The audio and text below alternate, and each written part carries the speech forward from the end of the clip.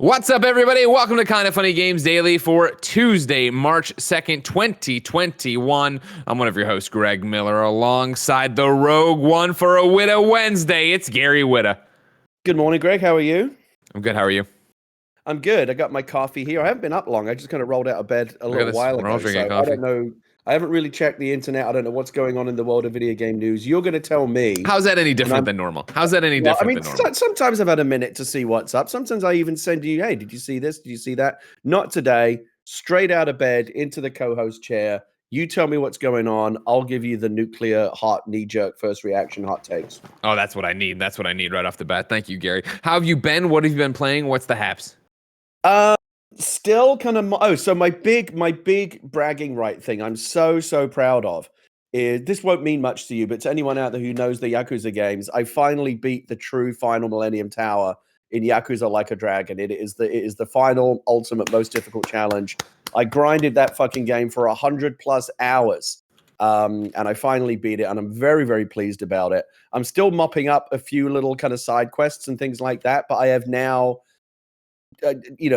accomplished enough in that game to feel like I can move on to the next one. So I actually started recently. I just started Yakuza 0, which is a bit of an adjustment because it's a little bit different than what you've been doing. I didn't know the first Yakuza game I ever played was Like a Dragon, which is a turn-based, party-based JRPG. All the others are brawlers, right? And so now I'm playing a brawler, and it's a different world, different timeline. Do you like that, or do you miss that? I don't know yet. I'm still figuring that out. Okay. I'm still figuring that out. That was my big thing with, obviously Like a Dragon, was the fact that it wasn't the traditional Yakuza run around crazy beat 'em up things. I went the other way because I did it all backwards. I'm like, oh, okay, so these are turn-based RPG games, right? Sure. But now, no, they're brawlers. So it flipped the other way for me. But I'm still enjoying it. I'm going to continue dabbling a little bit with Watch Dogs 2. Thanks to that frame rate boost you get on Series X now. It looks really beautiful. I think that Yakuza 0 on the Series X, I don't think it is, but it almost feels like it's running at 120 frames or something above 60 because it's so uncannily smooth like butter. It's almost like, wow, what's going on here? I don't know. It just looks incredibly smooth. Next gen, man, I'm telling you, between the loading times and these frame rates, console games are good. Gary, here's what I need you to do. I need you to look right into your camera, all right? I can't have you looking at the chat. There's breaking news right now. You asked me looking at chat. I know. I'm looking at other things. Don't look at anything. Look at the camera. Gary, Jason Schreier from Bloomberg has tweeted, breaking: Epic Games is buying Fall Guys developer Mediatonic. Olga Karaf and I have learned, story hitting shortly. As you take your sip of coffee there, how does that sit with you? I mean, I said I talked a big fight about, hey, let's give you some nuclear hot takes. But I mean, my goodness, that is some breaking Number news. One on the Rope Report. We haven't even introed the show. First of all, who is this Schreier guy? Is he a reliable source? In my experience, he's usually pretty on point if he was going to come out and say this. Wow, that's a big deal, right? So nobody owned them before, right? Devolver published Mediatonic, but Devolver didn't own them. Correct. Yeah, Mediatonic is independent. And so now Epic have come in and did they mention a number? Did they say how much they bought them for? No, Jason's got this hot just on the Twitter. No article behind it. Like I said, all we have is a tweet from 4 minutes ago breaking: Epic Games is buying developer Mediatonic. Olga Karaf, I hope I'm saying that right, and I have learned, story hitting shortly. So this is going as we speak right now. I'm sure he got the news and wanted to get it out there beforehand. I am getting one here from Roger Pokorny, who has linked me to the Fall Guys game Twitter account. Huge news: Mediatonic are pleased to announce that we've joined the Epic Games family. What does this mean? I'm glad you asked. Here's an FAQ that is currently down. It's a 503. I'm assuming they are getting slammed right now. So we're not. The questions are being too frequently asked. Quite literally. There's too many frequently asked questions, but ladies and gentlemen, we're going to tackle them all right here because this is Kinda Funny Games Daily. If you didn't know, each and every weekday, we come together to give you the nerdy video game news you need to know about. Sometimes it happens live as we record the show, so you have to pivot and do everything differently as it happens. If you like that, of course, go to patreon.com/kindafunnygames, where you can be part of the show with your questions, comments, concerns. Of course, on patreon.com/kindafunnygames, you can get each and every episode ad-free. You can also get it with the exclusive post show we do each and every weekday. That's all on patreon.com/kindafunnygames. But if you don't have any bucks to toss our way. It's no big deal. You can watch us record the show live on twitch.tv/kindafunnygames, just like Joshy G is, the Milkman's Kid is, Celtic Queen Megan Sullivan is. Of course, if you're watching live, you have a special job. Go to kindafunny.com/you're wrong. Tell us what we screw up as we screw it up so we can set the record straight for everybody watching later on youtube.com/kindafunnygames, roosterteeth.com, and listening on podcast services around the globe each and every weekday. Housekeeping before we start tackling everything else that's going on in our world. Number one, It Takes Two first impressions are currently live. You can go over to youtube.com/kindafunnygames and catch me and GameSpot's Lucy James talking about what we played when we got to play It Takes Two. I tell you what, Gary, what's your hype level for It Takes Two? Really, really, really, really high. I love Joseph Fares. I think he's a genius, and he's carved out an amazing niche for himself, hasn't he? Making these games all in different ways, all in very different ways, approach this concept of two-player cooperative play. Sure, right? Sure. So, yeah, 100%. Brothers: A Tale of Two Sons, absolutely one of my favorite games ever made. I loved that game to death. Now, that was a game where you controlled both characters, right? It was two. Sure, characters. I think we got controlled both characters. You went back and forth. One with the left stick, one with the right stick. Exactly. And that's what we were, I think Lucy or me in the thing brought it up in a similar conversation, but didn't elaborate on it. And the fact of not a cooperative game, but a cooperative game where you're not playing with somebody else. You're cooperating with yourself. Exactly. Right? And it's a very weird thing if you didn't play Brothers. Yeah. That's the genius of it. And then he followed that up with a very, very different approach, totally different tonally, contemporary, gritty, prison break, on the run kind of thriller with A Way Out, where they use this very, very, and that actually was for two players. You did need two players to play that game, and it had this very innovative, split screen approach, and the game would kind of modulate in and out of different kind of split screen formats based on what was happening narratively in terms of the gameplay. My wife and I love that game. My wife and I asks me at least once a week, is there another game like A Way Out that we could play together? Because we both loved it. It was just a great couch co-op game. Well, Gary, I'm happy to report It Takes Two is that game. He's done it again. He's done it again. But it's not only has he done it again, Joseph and Hazelight have gone to another level. Granted, we played an hour of it. We could have played more, but I turned to Lucy at an hour and I was like, can we stop? Because I'm enjoying this so much. I want to play the full thing. I don't want to just do this preview any further. So inventive, so creative. You can get all of our impressions over on youtube.com/kindafunnygames. On top of that, of course, there's a new episode of PSILY XOXO live right now on youtube.com/kindafunnygames podcast services around the globe. We go into everything that's happening with PlayStation Plus, and more importantly for me, I give you my review of Maquette, that new PlayStation Plus game that's out today, as a matter of fact. That also is pretty dope, if I do say so myself. Thank you to our Patreon producers, Mick, a.k.a. at Nanobiologist Abramson, Blackjack, and Trent Berry. Today we're brought to you by Honey, Logitech, and DoorDash, but I'll tell you about that later. For now, let's begin the show with what is and forever will be the Roper Report. Time for some news. We have 8 items on the Roper Report.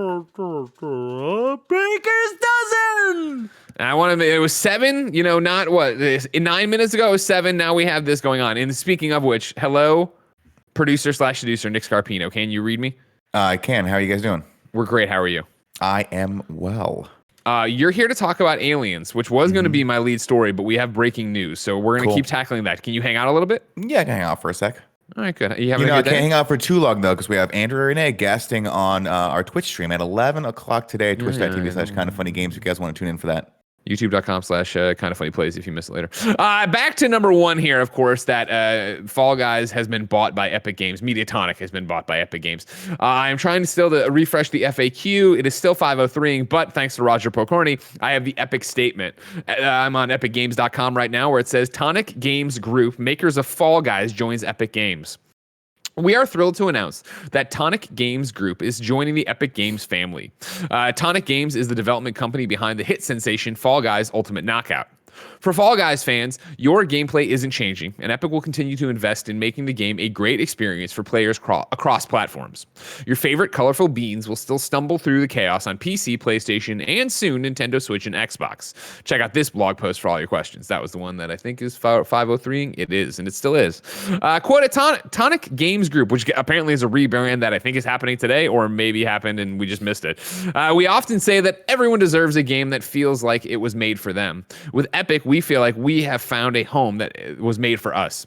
They share our mission to build and support games that have a positive impact, empower others, and stand the test of time. And we couldn't be more excited to be joining forces with their team. This is Dave Bailey, from the co-founder and CEO of Tonic Games Group. The quotes go on like this. Tim Sweeney from Epic says, "It's no secret that Epic is invested in building the metaverse, and Tonic Games shares this goal. As Epic works to build this virtual future, we need great creative talent who know how to build powerful games, content, and experiences." Gary, we wanted the hot takes. You gave it to me. You're getting a little bit of it. You're getting a drip feed of information here. Where are you at? What's your hot knee-jerk reaction to this? Well, first of all, I'm telling you, the Whitta Tuesday hot streak continues, right? It's Fuck you, like Blessing. Fuck you, Blessing. Blessing sucks. Isn't that right, Nick? It's funny how I always Blessing. say, hey, We had Whitta a great Tuesday's time great. last night. You're the one who always turns it into fuck you, Blessing. I don't know. Somebody's got to take this kid down a peg. He's out there voting on BAFTAs. You two need to work your shit out. Whatever's going on behind the scenes, you and Blessing, like, get it sorted. Yeah, it's almost like the gaming gods went, oh, what? There's not enough gaming news today for Gary's, big bit at Whitta Wednesday on Tuesday. Yeah. Let's dump another, megaton at the top of the show. So, I'm just processing this now. I don't know yet. I feel like were this EA buys Mediatonic or Activision buys Mediatonic, I'd be here saying, well, so long Mediatonic, you had a good run. Yeah.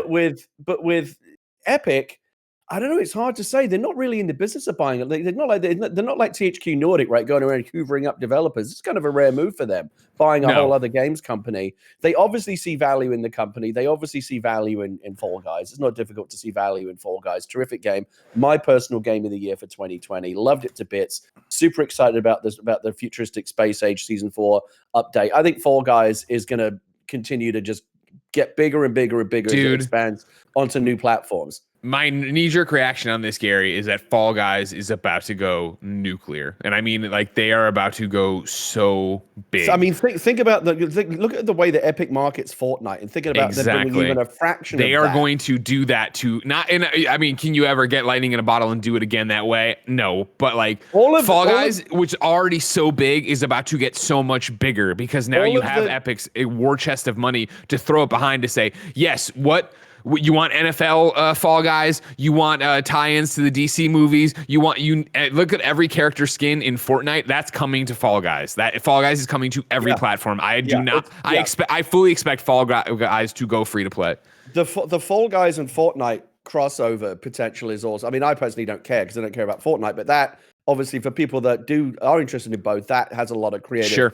And commercial potential as well, because that's what Epic's interested in. For all the people out there, for all the fucking chumps and the trolls who respond to every tweet about Fall Guys with dead game, that they fucking were the first person to say that. They think it's hilarious and original to just say dead game.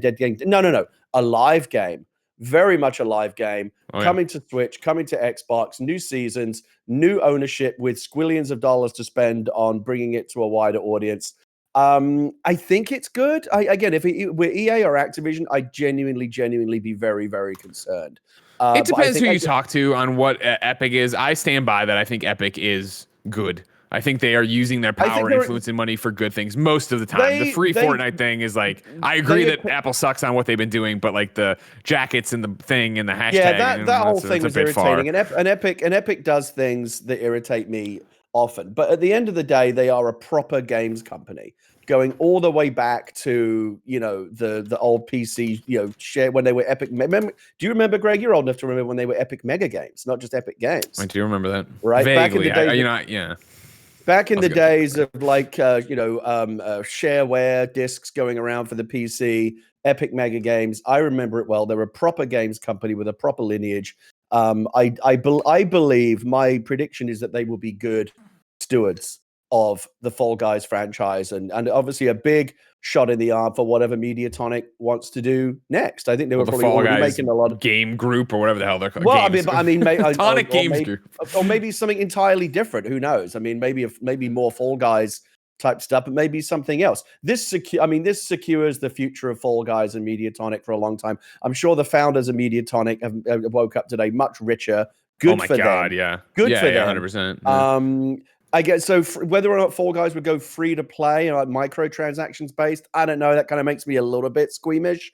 But what if the microtransactions are just what they already are, which is, do you want to buy a suit? Do you want to buy a new bean costume or whatever? I know, but what you don't want it to do is like lean more and more into that. Well, everything becomes a micro. I don't know. I mean, they're going to have to manage that if they decide to start tweaking the balance of that. That'll be interesting to see. Obviously they could bring Epic has a lot of institutional knowledge about how players react and interact with microtransactions, what's popular, what's not. They could bring that. There's a lot of skill sets and a lot of knowledge kind of Voltroning together here. Yeah. An immediate question is this the end of Fall Guys on the Steam store? Is it now going to become an Epic Store exclusive? Probably. Yeah, I would think so. I want to say probably. Yeah.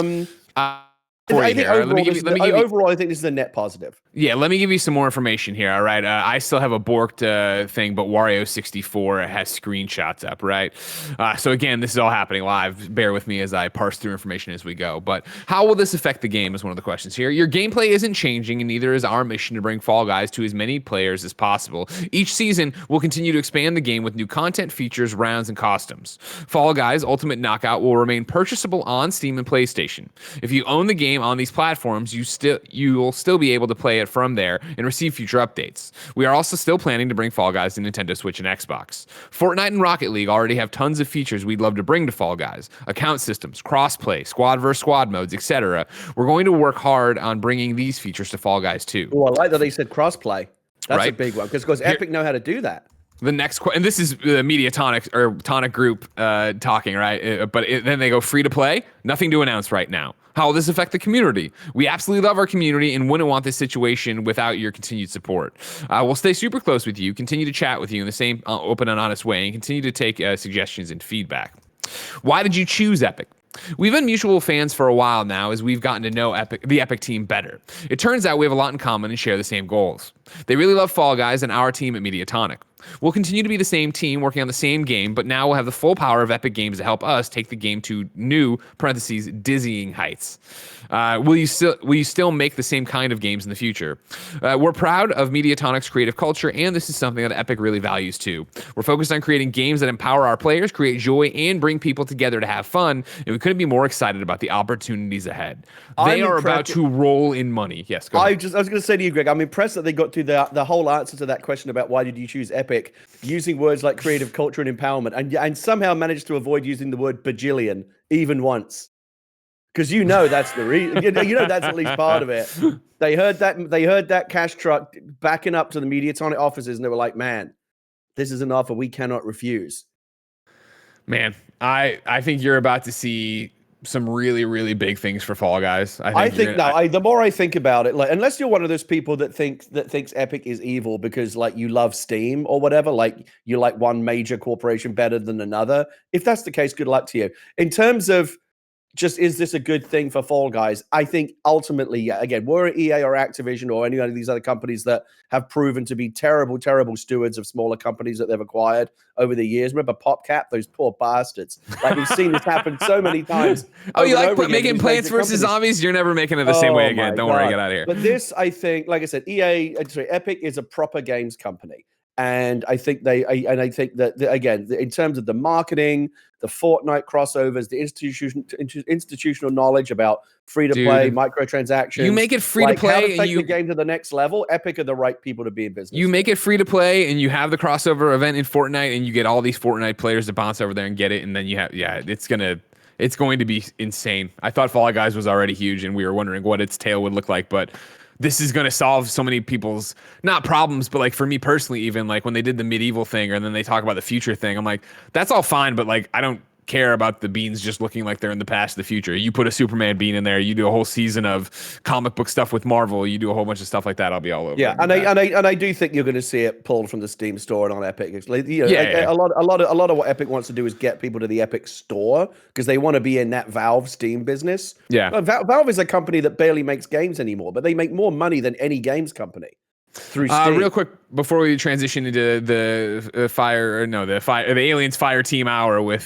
Johnny Ace over here, Nanobiologist has one quick "you're wrong" here, where I was like, I don't know what Tonic Games Group is. He says Tonic Games Group was founded last year as an umbrella company. Quote, Tonic Games Group will manage multiple game studios and publishing operations. There was a VentureBeat article I do not recall. So thank you, Nano. For now, though, let's talk about a brand new game. Number 2, Aliens Fireteam has been announced and shown a bit. I'm going to read from the press release before we kick it to our ace reporter, Nick Scarpino. Cold Iron Studios, the San Jose-based game studio comprised of veteran action and shooter developers in collaboration with 20th Century Games, today revealed Aliens Fireteam, a new cooperative third-person survival shooter set within the Alien universe. Aliens Fireteam is scheduled for a worldwide release in summer 2021 on Xbox Series X/S, Xbox One, PlayStation 5, PlayStation 4, and Steam. They got the usual quote here. With Aliens Fireteam, you and your friends will experience stepping into the boots of a squad of hardened colonial marines fighting in the ultimate battle for survival. This is the action game Aliens fans have been waiting for. Hordes of different xenomorphs swarming over ceilings and across walls, surrounding your team and striking from every angle. Work together, customize your character, utilize tons of weapons and gear, and well, you just might get your fire team out alive. Set 23 years after the original Alien trilogy, Aliens Fireteam drops players into the role of a colonial marine aboard the USS Endeavour, recently tasked with answering a distress call from the outer colonies. Deploy to overrun facilities, abandoned ruins, and strange alien landscapes as you battle terrifying enemies across 4 campaigns with 2 friends or AI teammates. Stunning visuals, realistic environments, powerful weapons, futurist equipment, and an eerie soundscape heighten new alien storylines across a series of replayable missions that evoke and expand upon the blockbuster films. Facing over 20 different intelligent enemy types, from xenomorphs to Weyland-Yutani synthetics, players must utilize cover tactics and master team strategy to eradicate extraterrestrial threats that swarm through doors and vents, scramble across walls and ceilings, and strike from darkness with uncanny ferocity. 5 character classes, an expansive arsenal of customizable weapons and mods, character progression, and innovative advancement systems help even the odds in this heart-pounding shooter and place Alien Fireteam in another dimension of co-op survival shooters. Plus, there's the new challenge card system that'll let players mutate each mission, offering a new experience with every playthrough. Nick Scarpino. Yes. Hello, welcome to the show. I'm sorry to keep you waiting. Oh, not at all. It was a good talk about. That's cool to hear your guys' opinions on Fall Guys. Yeah. You're excited for it? I can't tell if Nick's taking the piss or not. No, it's cool. I never listen. I know. You guys are. I mean, it's a nice reminder that you guys actually know what you're talking about. You know, I give Greg a lot of shit, Gary, for not knowing anything, but you guys rightly so are pretty good at what you're doing. All right, I don't need 2 of you on the show. All right, Nick, you got to do a hands-off demo, right? You got to sit in on a Discord. We got a nice little presentation, which they give us all the facts that you just told the audience right there. And then we got to watch them play through one of the levels of the games. And it's really fun. It's exactly kind of what you'd think. Very much, I want to say Left 4 Dead-ish, where you're just fighting hordes of instead of zombies, aliens. But you know, obviously they rooted it in sort of the Cameron mythology or the Cameron aliens. So it's not like you're not dealing with like one alien. You're dealing with hordes of aliens. You are, of course, Colonial Marines. There's gonna be 3 of you. We're gonna have a blast playing this probably on one. Is that motion tracker just going bananas all the time? Because it sounds like it's aliens everywhere. There is aliens everywhere, but you get other cool items. Like we saw one of the guys that had a portable gun turret, so we could throw that bad boy down. And it starts just wailing on aliens. And then you got different upgrades and stuff like that. So every time you play through the campaigns, you can get upgrades and play through them again. So it kind of keeps the replayability coming back. The card thing sounds a lot like Back 4 Blood. Gary, did you do Back 4 Blood, the beta when that came through? I did the beta, and I actually wanted to ask, and that feels like, if you're asking yourself, like, okay, we got the Aliens license, what game types, what game genres can we bring that would be a good fit? This kind of Left 4 Dead, Back 4 Blood, co-op team survival shooter feels like a good match, right? Because we all remember those scenes from Aliens when they're fighting their way out of the catacombs and stuff, the alien caverns. But what I wanted to ask Nick was this: what we all loved from the movies, of course, was it had both flavors, right? It had the like going through the tunnels and like there's one blip on the motion tracker and it's oh shit, something's coming, but then it like is in chaos. Is this just Left 4 Dead chaos all the time, or do you also have that like tension of waiting for something to happen? From what I understand, I mean, we only saw one level of it, so I can't really comment on it too much. But what we saw is chaos. It's chaos all the time, and not only chaos, but you're dealing with not just the soldier aliens. You're dealing with like bigger baddies. They've got all the classes that you would expect to see. They're gonna have their version of the bloater and the witch exactly. and all that stuff. Right? All that stuff. So I think it's mostly designed to give you those quick moments of respite, and then you're back into the madness. So my question for you, Nick, is we're gonna have a blast with it on stream. Do you think we have a blast with it on one stream and then we bounce and we don't come back, or is there enough to actually keep us invested and keep us coming back? It's going to really depend on when you get your hands on the controller, but I think we're going to play it for a few days. I think this might be, I personally love Aliens, and I love specifically, like when I was a kid, I used to make the pulse rifles out of PVC pipe and piss my dad off because apparently PVC pipe costs a lot of money. And I use all of his duct tape as well. Sorry, Lou. But, to me, it's going to be fun jumping back in that world. And who doesn't, it's the perfect, who doesn't want to be trapped in an enclosed space with a bunch of aliens and fight your way out? It's just fun. But I think we do it for a few streams, actually. I think we probably, I would be interested in jumping into this a little bit at night too, even for the Nick at Night streams. Oh, nice. How many players is it again? Three. That's an interesting number, isn't it? 3. Why 3? Yeah. It's funny because I went through the notes as Greg was reading that. I was like, that doesn't sound right. And then, it's 3 players, not 4. So I don't know why they chose to do that. Few, not everybody's Mr. Popularity, Gary Whitta. They can't call up. Yeah, not everyone has 3 friends. Yeah, exactly. I certainly don't. Yeah, I appreciate that. If you're me, it's me, Fran, and Blessing. Those are my friends that play this game. I gotta roll. You don't play the games that I play. This isn't Warzone. How much Predator do we play together? That's true. We play a lot of Predator together. And that was my next question. Can you compare it just for me personally to Predator? Like it sounds, since they're going more Left 4 Dead, Left 4 Dead always struck me as just it's pick up and play, pick up whatever weapon and go run for it. Yeah. Obviously Predator, I think, lost some people in trying to be more grounded in we're a real first person shooter, grind up your weapon. This is how it's going. How does that shake out? Predator speaks to me a little bit more though, because you do have the person on person sort of conflict, right? You've got that dynamic, which I think at first I used to shy away from. So if you asked Nick pre-Warzone, hey, do you want to play Aliens, Fireteam, or Predator? I'd probably say Fireteam because there's a little less investment in that. Sure. But you don't have to lose to one of your friends as he weaslasts and as he kills you as the Predator. But I don't know this. You'll have to play. We'll have to get in there and see, because I don't know if this is going to have a huge amount of replayability for me. Nick, did they say anything about crossplay? Ooh, that's a good question. Let me look. My favorite subject these days, is no excuse anymore. Gary, like I've said before, and I'll say it again, you were tip of the sword on this, and we are to the point now where if you don't have crossplay, come on. There's no longer any excuse. Yeah, I think it sounds fun. The Alien franchise is a weird one, both cinematically and in terms of games. For every good movie, there's been a bad movie. For every Colonial Marines, there's an Isolation and vice versa. So it's hard to know which category this will fall into. I'm just going with my gut without having seen any footage. I'll come back to that original point that this feels like a good marriage of that particular license and this style of gameplay. You know what I mean? It feels like a good fit.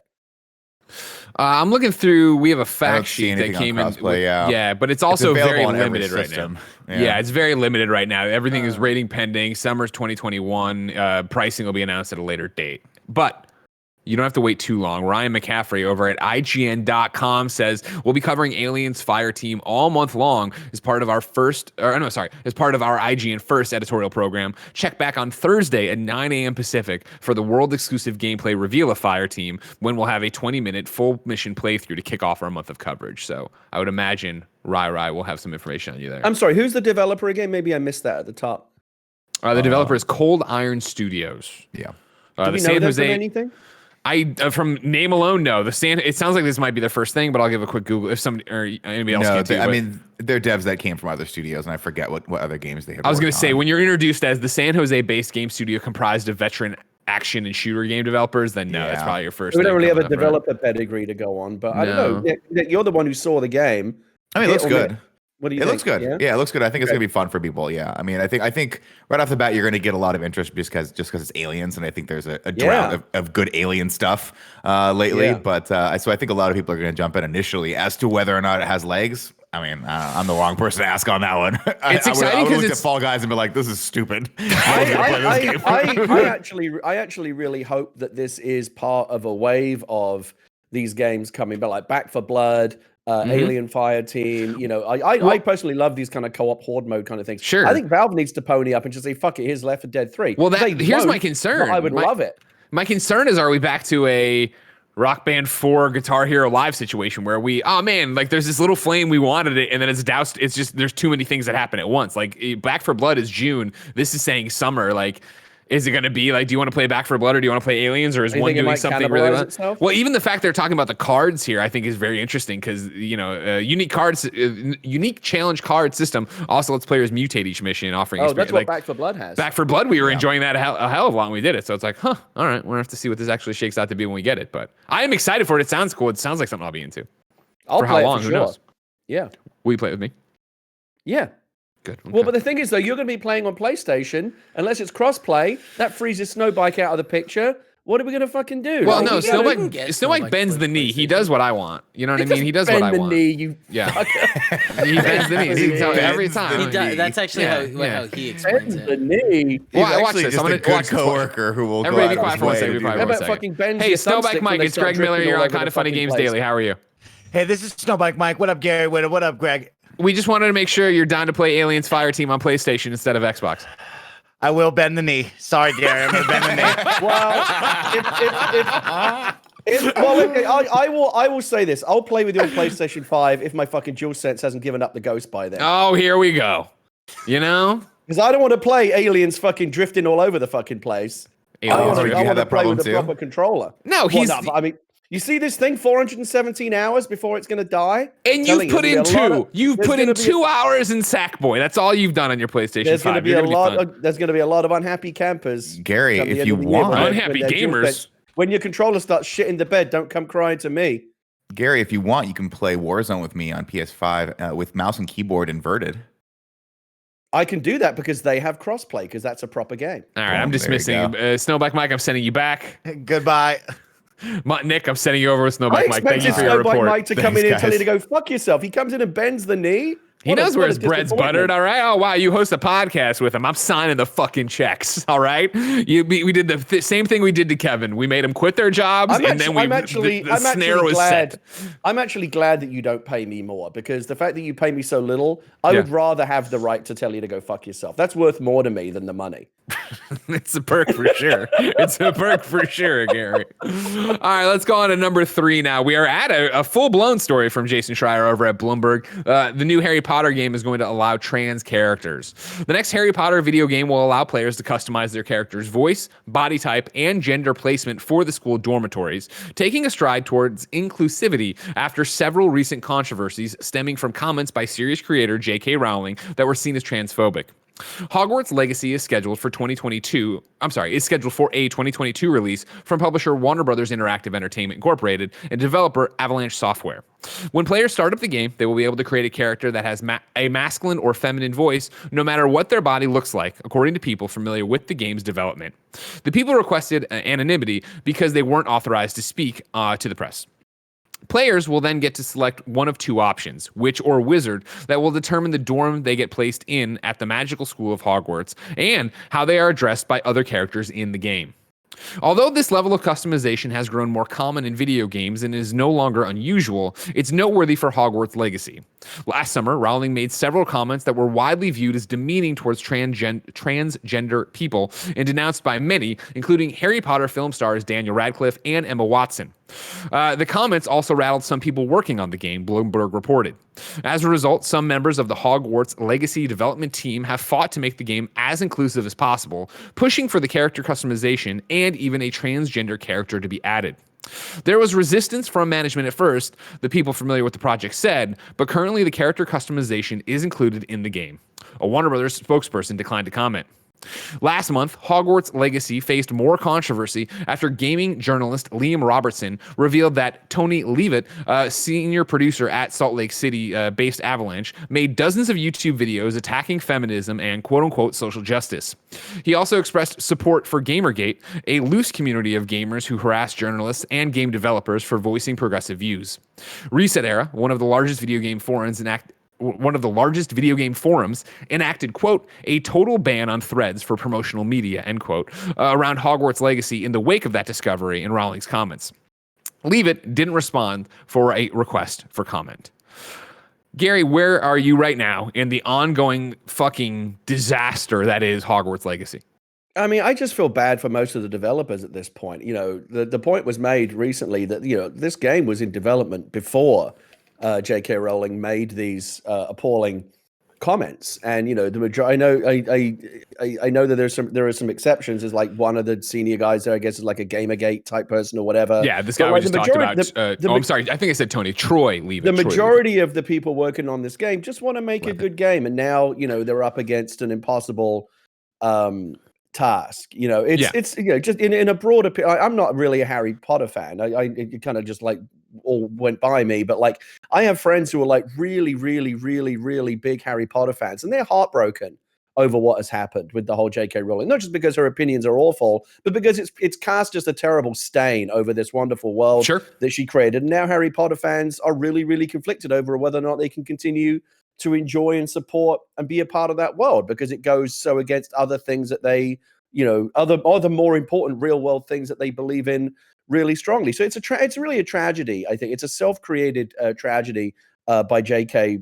Rowling. Not only are her opinions about trans people toxic and dangerous, but she's also basically destroyed to a large extent, and at least severely damaged, this incredible, creative work that she did, and broke the hearts of a lot of fans. So it's really, really sad. I feel bad for the developers who were just trying to make a good game before all this thing blew up. I think they face an impossible task. This kind of news, you do this kind of like non-binary gender character creation and stuff like that. It's like it sounds like they kind of want like a medal for that, but like that's the kind of shit that most games in this day and age should already be, and often are doing already. And it kind of feels like they're trying to put out a 4-alarm fire with a spray bottle right now. Now, I don't think they can fix this. I don't think that, unless, short of J.K. Rowling coming out and issuing like a very, very sincere mea culpa, and like and finding a way to walk back everything that she has said and done to damage trans people and put these toxic opinions out into the world and damage and trash her own creation. Short of that, I don't know how this game's I don't see a way forward. What do you think? Yeah, I think there's a couple different things happening here where I like Jason, starting from, hey, you can create a trans character in this game, which was leaked to him by a developer, which I think goes back to speak to what you're talking about and what's so hard with this conversation, right, is that you have all these people working on a game, and then, you have the creator of the franchise over there, J.K. Rowling, say a bunch of abhorrent, horrible shit, and you're like, fuck. And so you start moving, and then to have this stuff come out from this guy's YouTube channel, right, it's a fuck. And so like to have it, to get it to Jason, to pass this information, to be like, listen, there are people on the inside who are trying to make this game and are trying to make it inclusive and are trying to, put something into this game that is clearly at odds with what the creator of the source material of the franchise is, even though they say she's not involved with this game. It's such a fucked up situation on so many fronts for all these developers whose livelihood depends on making this game, right? And to be working on it quietly in the background for years undercover, this was leaked forever ago, then have J.K. Rowling fucking say horrible shit, like, geez. And then they have, seem like, then they push the release to 2022, which I do think obviously was because the game needs more time. But I also think in part of, let's try to get this to calm down. Let's see if we can let the hackles come down. Maybe J.K. Rowling won't say anything stupid for another fucking year. Then to have it be this YouTube guy, like, clearly this is going to go. And I think you're talking about like put out a fire with a spray bottle. Like, this is just all that you can do from the inside if you're trying to still keep your job and keep your benefits and keep your family's house, right? You try to get this information out of like, listen, we understand why we're getting drugged through the mud. We understand why Reset Era is banning the conversation about the game.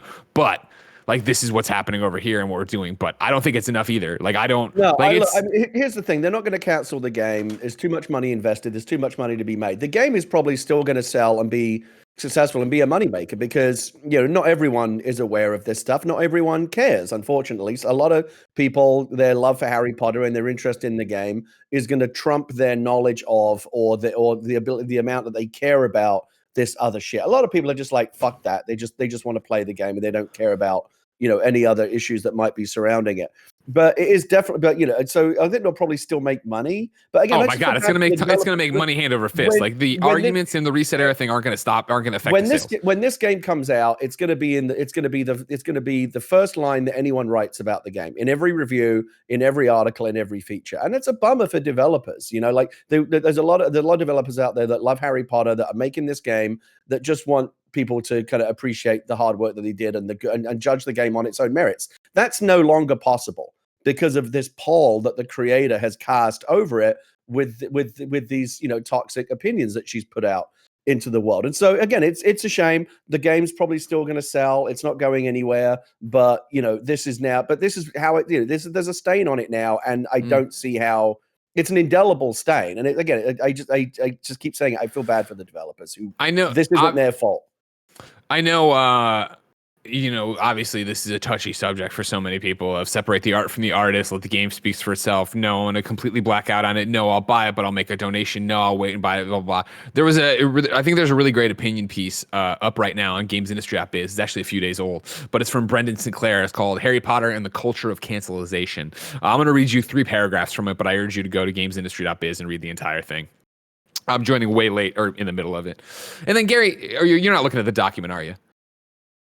No, I don't even know where to find it, Greg. Well, I gave it to you a long time ago. You just never use it. But I understand you fly by the seat of your pants. I'm just going to keep saying leave it, but it could be Levitt. I'm bad at pronunciations, just so you know. But here we go.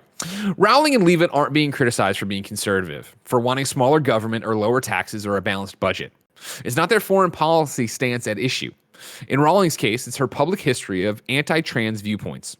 In Leavitt's, it's his support of the deeply misogynistic Gamergate harassment campaign, disdain for feminism and social justice, and a YouTube channel full of videos that read almost like a parody of an alt-right content creator, right down to the requisite teardown of The Last Jedi. The Last Jedi video potentially aside, I'm not about to actually watch that one to find out, thank you very much.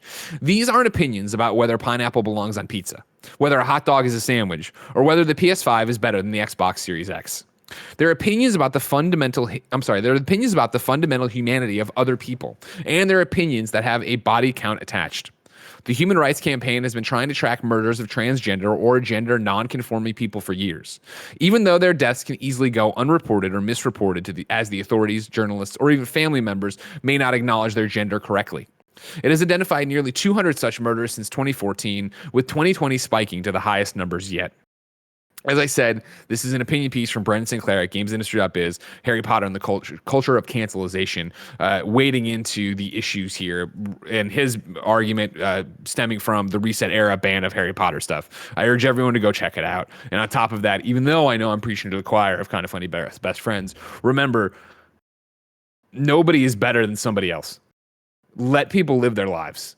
It's the same thing as always. I think of, you know, trans lives are human lives, trans rights matter, but that we can apply that to every minority group out there. That this isn't the way to treat people. This isn't the way to talk to people. This isn't the way to talk about people. Let everybody have their humanity. Let everybody be themselves. Let everybody just be loved and find love in the world. Like, I don't understand how in 2021 now, this is a thing that continues to come up, that we want to be so involved with other people things, and we want the decisions somebody else makes about their life affect you in some way. And again, I know that 2020, obviously with the campaign for presidency and stuff, obviously Kind of Funny was much more outspoken.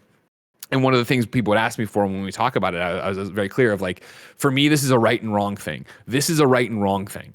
Like, treating people like the fucking human beings there are shouldn't be a statement we shouldn't need think pieces on. We shouldn't need it. Nobody should feel empowered to go out there and spread hate. And the only way to stop hate is to stand up to it and speak your truth, and to speak how you think people should be treated. And so if that's going to be quote unquote social justice and other things that people are going to try to throw at you, fuck those people. Don't worry about those people, and continue to be a good person. Just be a good fucking person to each other and stand up for your friends. And if you are somebody who none of these things affect, and I'm speaking very much about myself, right, from a place of privilege of just being a white 37-year-old dude, straight dude on top of that, cisgender dude on top, like, fucking use that platform to be like, no, this isn't cool. Even if that's all you say, if that's all you do, if that's all you tweet, you still buy the game because you're conflicting to whatever. Like, we're not operating in 280 characters here of, like, there needs to be a definitive answer and this is the box and blah, blah. I'm just saying, like, stand up for other people. You just, fucking be the person you'd like somebody to stand up for. Like if you, it's the whole golden rule, right? Of treat others the way you want to be treated. And I don't want anybody to treat me this way, so I'm not going to let anybody else treat other people this way. I really don't have anything to add because I couldn't have said it better than you just did. Then let's jump to number 4. Why are there so many cutscenes in Outriders? This show goes places and then goes the other way. Wesley Yin-Poole was asking the same question over at EuroGamer. If you've been playing the Outriders demo since it came out last week, you may have picked up an annoyance: loading cutscenes. The third-person looter shooter from People Can Fly, Bulletstorm, Gears of War Judgment, plays a short cutscene whenever you want to move to a new area. These cutscenes show everything from a character opening a door to climbing a ledge. They include a full fade to black opening before playing the cutscene, and another fade to black before you get back into the action. There was one going around online, I think actually from Wesley, that was the character runs up, there's a fade to black Gary, there's a cutscene of the characters jumping over a little chasm, then a fade to black, and then you're back into the gameplay, and everybody was making fun of it and throwing it around. And when I saw it, I immediately was like, oh, they're hiding a load for the game, right? They're getting you to the next environment. Turns out there's a little bit more to it, and I thought it was interesting because we don't talk about the inside baseball of game development enough. So back to the article, sorry. So what's going on? I caught up with creative director Bartek Kamita and lead designer, but we don't quote them, I think, here. Back to Bartek, who says, it started quite pragmatic because we needed a system that would help us teleport the players and stream some other content to start the load of another area. Initially, Outriders did not have these loading cutscenes. Instead, there was a simple fade in and fade out as all the players were brought together. But some playtesters complained that they were disoriented when they loaded into a new area. They didn't know where they had gone to. And so, the brief cutscenes showing your character physically moving to a new area were born. Back to Bartek. A good example is opening a door. That was only because people in playtest said, oh, where am I? Why was I teleported? So we needed to have those cutscenes. Wesley's articles in interviews way longer and goes into a whole bunch of different stuff, but I know this is what was getting kicked around. And I like that even for me, where I was like, oh, they needed to load a new map, I didn't think about the actual nuts and bolts usage of, like when me and Tim were playing Halo Combat Evolved, and Tim would go somewhere and I would get warped back to him, how disorienting that was. And I hated it and made fun of it there, so that this is then the other side of the spectrum of trying to keep everybody lined up on what's going on. I thought it was interesting. Yeah, I haven't seen that footage. I'll have to go look it up. It does sound a bit goofy. Kind of reminds me of that. Can't remember which one it is, in one of the Taken sequels where there's like 8 camera cuts for Liam Neeson doing one jump over a chain link fence. I don't know if you ever seen that, but it's really, I think really a long funny. time ago, yeah. Yeah, so I don't, it's because I was going to make the comment, wow, like I felt like loading times was like the one thing we had solved in this generation, but it sounds like it isn't a technical issue, but more of a creative, like player orientation issue. So it's one of these things where people like to, everyone likes to see something on the internet and immediately kind of dunk on it. Great, I get it. Yeah. But it sounds like they have their reasons for doing it. Yeah, and I think it's an interesting one. Now, ladies and gentlemen, let me tell you about somewhere else so you can get interesting ones. It's called patreon.com/kindoffunnygames. You can go there, of course, to get the show with the post show. You can go there to be part of the show. And of course, you can get the show ad free. And speaking of ads, you're not there. So let me tell you about our sponsors. First off is Honey. I haven't even read the copy for this ad, and I don't need to. I use Honey all the time. If you didn't know what Honey is, it's a browser extension that installs in, I think, it's like 3 clicks, and then it sits right up there. I'm tapping it right now on my Google Chrome. I see it right there, the little H. And what happens is when I check out online, Honey pops down a dancing coin, and it runs all the different promo codes that could be applied to that site to find me the best deal, save me money. And if you log in, guess what happens? It accrues Honey coins the more you use it, and then you can spend the Honey coins on like Amazon gift cards like I do. They do a bunch of other stuff, but I do that, of course. And the best part is, of course, Honey is free. Honey supports over 30,000 stores online. They range from sites that have tech and gaming products to popular fashion brands and even food delivery. You do it in a few seconds. I already said that. I already talked about how much I love it. Honey has found it's over 17 million members, over $2 billion in savings. If you don't already have Honey, you could be straight up missing out on free savings. It's literally free and installs in a few seconds. And by getting it, you'll be doing yourself a solid and supporting this podcast. You can get Honey for free right now at joinhoney.com/games. That's joinhoney.com/games. Start saving free money. And then Logitech's our next sponsor. Gaming headsets are important. You want a headset with a good mic, good sound, and a headset that feels comfortable to wear. That's what's best about the G733 wireless gaming headset from Logitech G.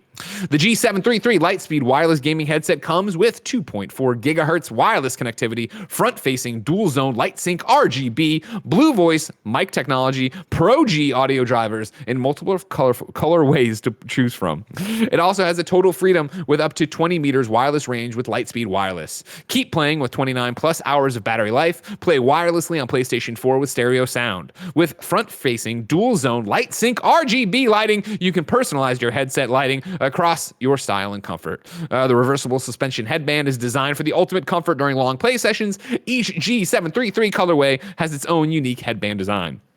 There's also a soft dual-layer memory foam that conforms to your head and contours around the jaw for a better seal, reduce stress points, and delivers long-lasting comfort. It's available in multiple colorways, each with their own vibrant reversible headband and corresponding ear pads. For a limited time, Logitech G is offering our listeners express shipping at logitechg.com. Use the promo code Kinda Funny Daily Free Ship 31. Kinda Funny Daily Free Ship 31 for express shipping today. That's express shipping on all Logitech G products with promo code Kinda Funny Daily Free Ship 31. Hurry now, since after this the code expires in 3 days. And our final sponsor of the day is DoorDash.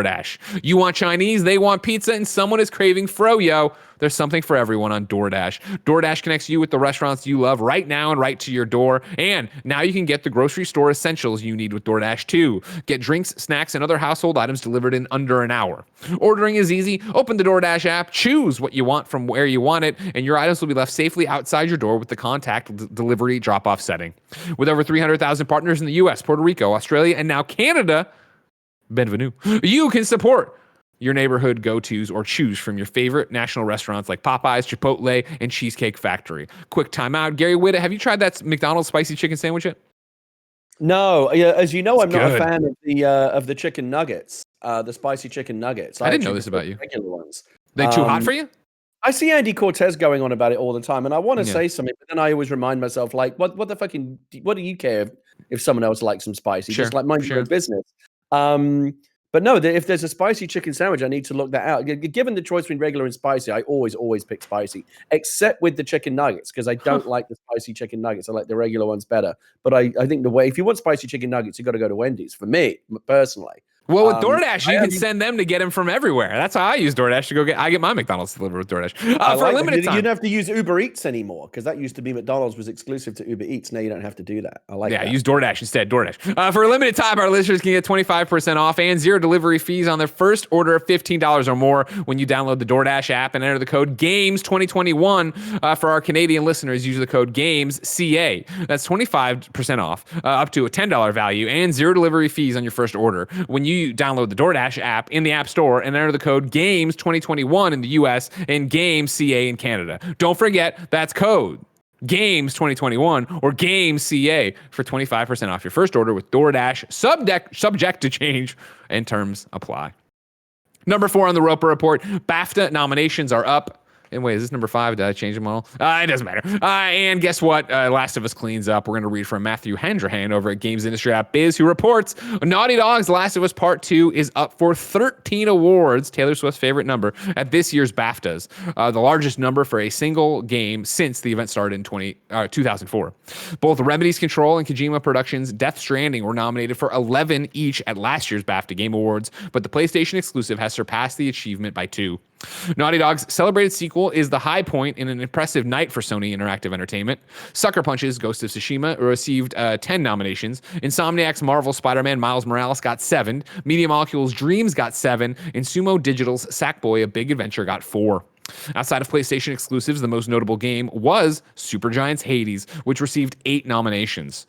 The nominees for the most prestigious award, Best Game, are Animal Crossing: New Horizons, Ghost of Tsushima, Hades, Half-Life Alyx, Spider-Man, Miles Morales, and The Last of Us Part 2.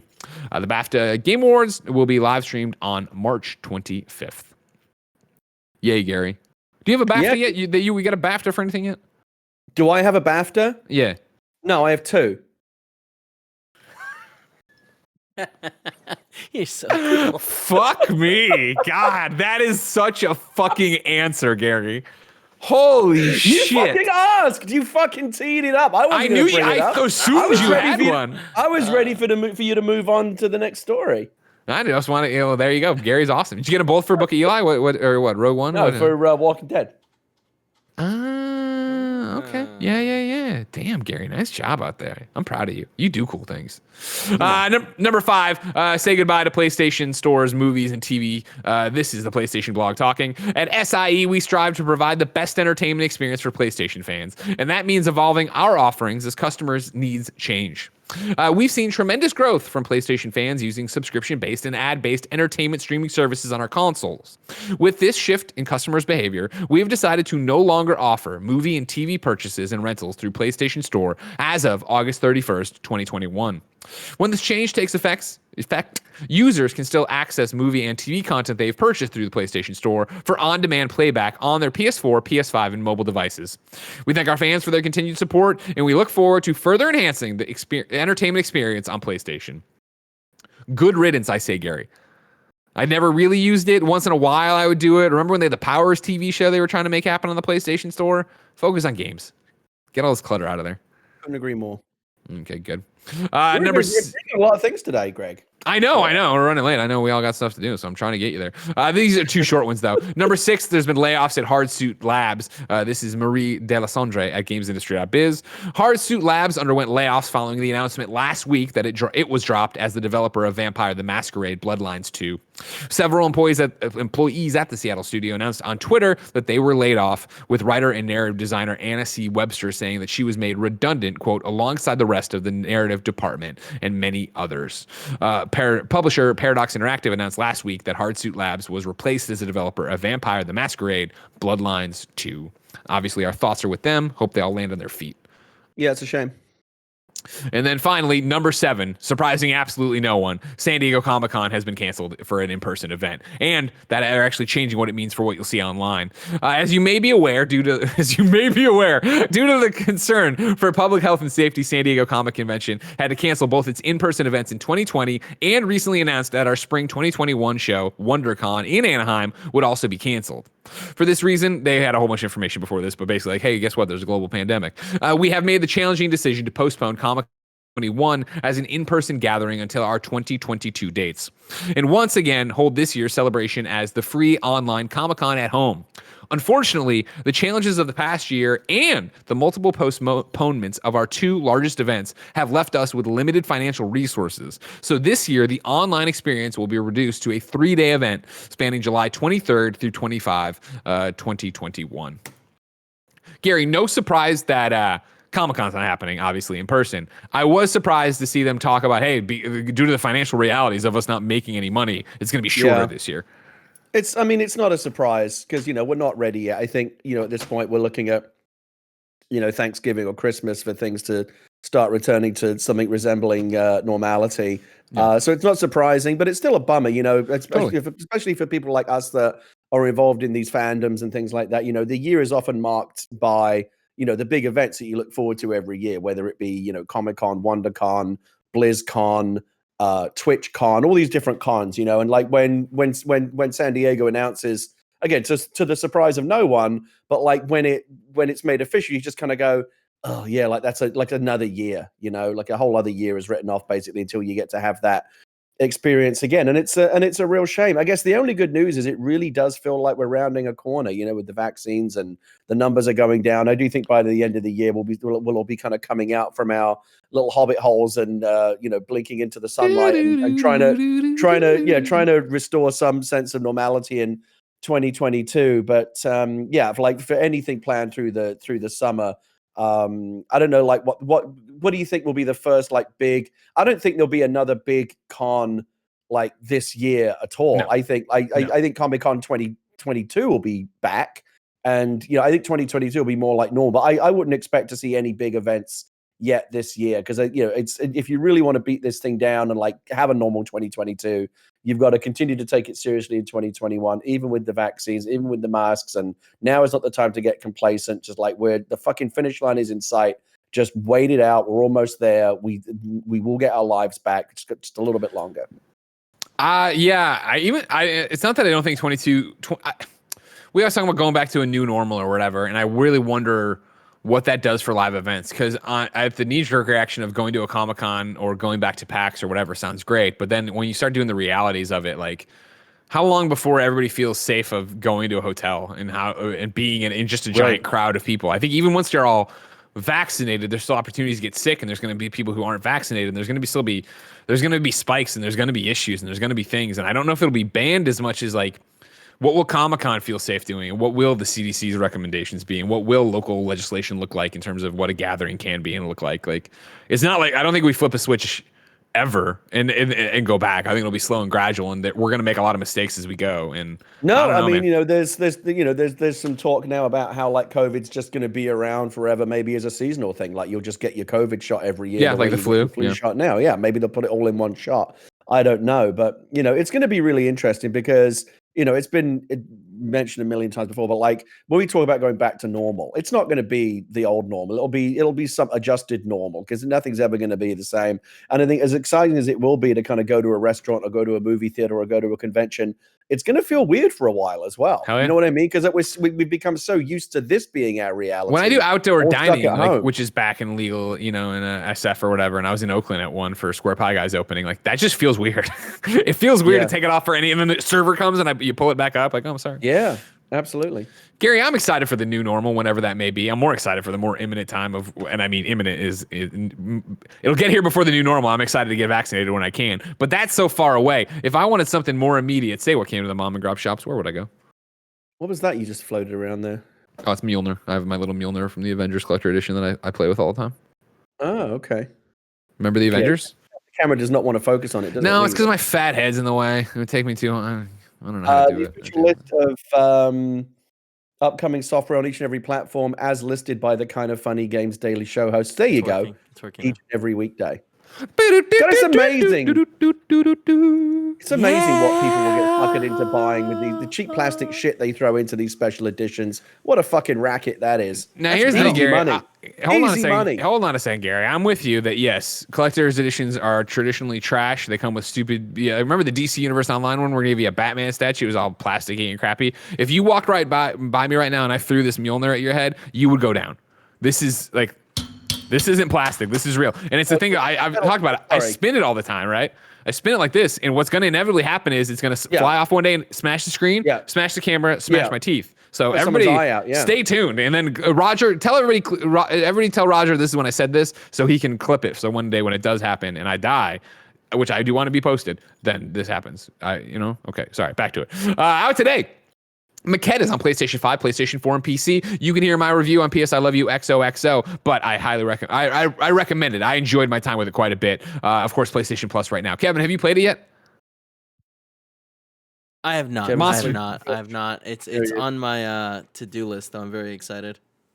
Good. Monster Jam Steel Titans is on the PlayStation 4, Xbox One, Switch, and PC. Harvest Moon One World is on PS4 and Switch. Yakuza Like a Dragon is on PlayStation 5. Ground Zero Texas Nuclear Edition is on PlayStation 4 and PC. Neptunia Virtual Stars is on PlayStation 4. Paco Caravan is on Switch. Red Dead Online's got what do we got? Lucrative double payouts await Red Dead Online's Gunslingers in this week's Fractured series, the hardcore variation of Most Wanted. While collectors are now scoring new bonuses with any treasures they find. Then, starting today, all existing owners of the Dark Pictures anthology Little Hope will gain access to a free Friends Pass, allowing players to experience one full playthrough of the game via multiplayer shared story mode with a friend that does not own the game. Along with this Friends Pass, the Curator's Cut is making its way to everyone, allowing players to get a fresh perspective with new and exclusive scenes following their initial playthrough. That's actually... Sorry, going back to that conversation we had at the top about Joseph Fares and It Takes Two, and looking for those co-op games. Those Dark Pictures anthology games have actually been recommended to me and my wife as something we might enjoy playing together. So I do need to check those out. Did you do Until Dawn?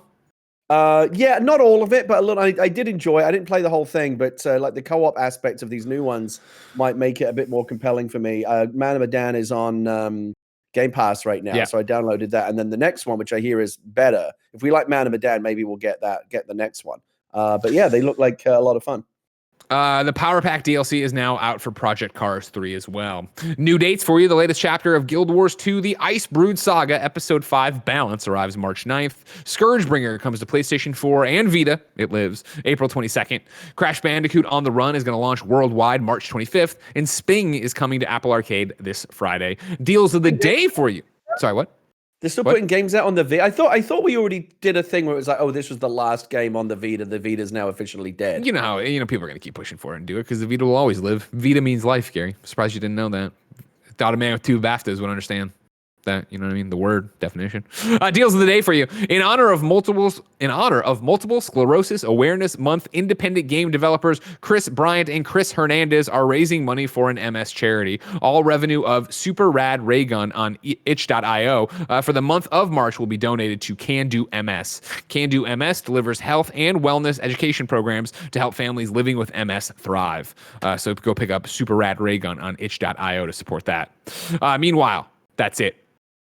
Ladies and gentlemen, we ask you, if you're watching this show, to go to patreon.com/kindafunnygames to be part of the show with your questions, comments, concerns, and of course, squad up requests. Chris needs help on the PlayStation 5 and Xbox Series X. His PSN is Twitch373. That's Twitch373. And his Xbox Live is Dicky Bird. DICKYBIRD 373. Now, you might say, Greg, what does old Dicky Bird need help in? And I would say, well, I don't have that information here. So now I'm opening up the doc to see, did I miscopy this or did he just say he needs help and gave me no information? Because either way, his stuff's been famous cricket umpire called Dicky Now, Bird. here it is. Chris gave me information. What's up, Kinda Funny Games Daily crew? Please answer my call and assemble. I'm in need of help from the best friends, and my mates are hopeless. On PS5, I lost my save for Avengers, moving it to the PS5, so I need help leveling again.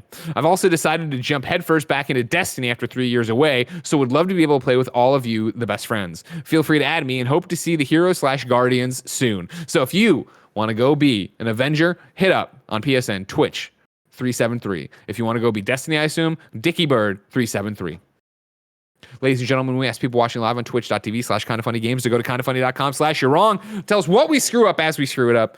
We already tackled what was wrong as we went. So there you go. Pretty clean show, as usual with Gary Whitta. As well, I'm telling you, I don't get things wrong, Greg. You should just not bother with that segment when I'm on. Okay, I'll think about it. From now, when Whitta Wednesdays are on Tuesdays, I'll make sure I get rid of your wrongs unless we fuck it up. Ladies and gentlemen, the show is ending for us, but it's not over for you. You can go to patreon.com/kindafunnygames. Get the post show we're about to do. If you're watching live on twitch.tv/kindafunnygames, of course, Andrea Renee is joining the clowns, Andy Cortez and Nick Scarpino, to play some Warzone, it looks like. Tomorrow, Wednesday, you'll have Tim and Andy Cortez hosting this show. Thursday, it's me and Paris Lily hosting the show. And Friday, it's Blessing and his roommate, Michael Hyam from GameSpot.com. Remember, if you ever miss one of the live streams with Nick, Andy, Snowbike, Mike, whoever, go to youtube.com/kindafunnyplays, our brand new YouTube channel that's just the archive. A lot of stuff promoted there. What do you want to promote, Gary? You got anything going on? I will have soon. Can't talk about it yet, though, but maybe as early as next month, I'm going to have something very cool that I'm going to be taking the opportunity to pimp out on your. Is it a TV? Show. Is it a movie? Is it a comic book? A book? It's none of Video those game? things. Video game? Yeah. New and original, and I'm excited to be able to talk to you about it soon. Radio drama. I'll get it out of him one day. Ladies and gentlemen, until next time, it's been our pleasure to serve you.